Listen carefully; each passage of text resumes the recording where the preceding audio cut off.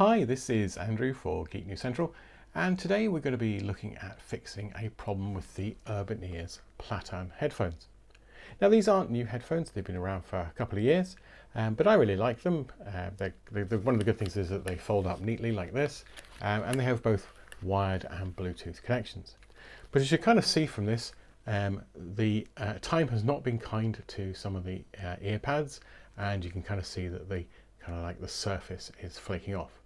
Now, as you'll also see, I've been able to replace them with this nice new black one. It's a very easy procedure to do, and it'll only cost I think it'll cost less than $15. Basically, you can get some replacement ear pads off eBay. They're coming from China, so you might have to wait a week or two for them to come in. But have a look, just search for Urbanears Plattan on eBay and you'll see them. There's a choice of colours to match the existing headphones. I actually went for a contrasting colour, the black here. But what we'll do is I'll show you how to actually do this repair. It's very, very straightforward, because if you haven't already discovered, one of the great things about the Plattans is that the ear pad actually comes off. So what I'll do is I'll change the view of the camera and actually show you how to actually get the old rubber off and then put on the new earmuffs or the new ear pads. Right, back in a second. So here's the Plattan headset we're trying to replace the ear caps on, and if your purchase has come through from China, this is what they kind of look like. And as you'll see at the moment, there is really just a plastic kind of clip or insert that we need to get off the old one to successfully transfer these over. Now, as you'll also notice, it sheds the orange surface like anything. And let's get started. Now, to get this bit off, it's really just a case of pulling and it comes away. So we don't need that headphones, we just need this piece. And as you can kind of see here, this is the plastic kind of ring, and this is the inner clip, and there's an outer one that's inside that you can't really see. And this is just really held in place by a couple of these orange plastic clips. So I find that you're going to need some kind of pry bar. You don't need to exert a lot of force here, and you obviously don't want to crack this ring, but you do need to kind of get these little clips away. So I kind of find that if you well, one thing you can do is you don't need any of this stuffing that's inside the thing, so I did just pull that out, and it makes life just a little bit easier. And again, you can kind of see the little clips a bit more easily too, and you can kind of now turn this inside out, and yes, you get yellow things everywhere, so you can get the back out, and that makes it really easy to, again, you kind of see these little clips. And if you just kind of, you want to be able to kind of pull and push at the same time. So if I just get my fingernail, and as I say, sometimes it might be slightly easier to use the screwdriver, but if I find that, and you can just kind of push it in, oops,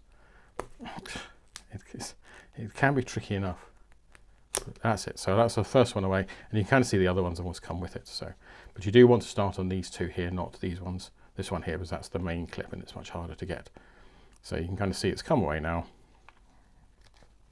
and that's the kind of like the inner ring free. And then now the outer one here is it is kind of glued in. You can't do, there's no easy way of doing this. So you just pull the fabric away from the plastic. You can kind of see the glue there, and you can kind of see the metal all over the table as well.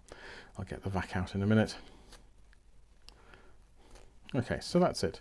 That's it all come away, and that's all your rubbish. You don't need, the only bits you need are this. And I find that if I just use the tip of a screwdriver or something, you can get some of the gunk away. And it's not essential, but most of this will be hidden by the ring once you've actually put things back in place anyway. So it's just for your own satisfaction. Okay, I'm going to do this for a minute or two. I'll cut the video down. Right, well, I've cleaned up the rings here, and I've got the replacement ear pad here. And just to see what we're aiming for, we've got this big fatter ring is now inside the other earmuff, and then it's held in place by the inner ring. So that's what we're wanting to achieve. So again, so you can kind of see it's going to go in there. There is, and it's really just a case of kind of squeezing it in, try and get it in.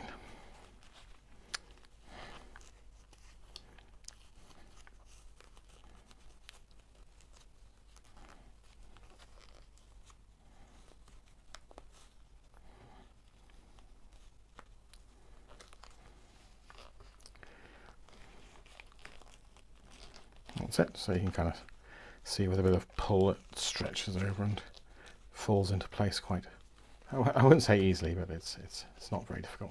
So there we go. That's it mostly in. Perhaps just needs a little bit of repositioning, but that's pretty much it there. Yep, I'm broadly happy with that. And now hopefully there's the little dimple there that's the kind of space for the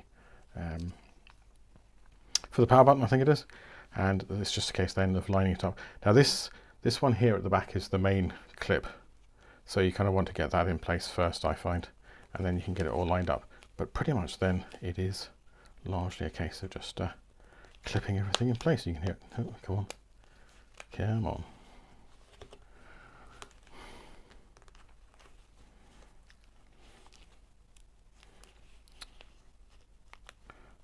Let's see if we can get this one in. I think that's that one in, and then just going around clipping it in place. That's it. You kind of, oh, it's just a thought for a minute there the clip had broken, but it's not. It's just a piece of the old fluff. Right, I think this one clip just needs a bit of work to get in. Come on.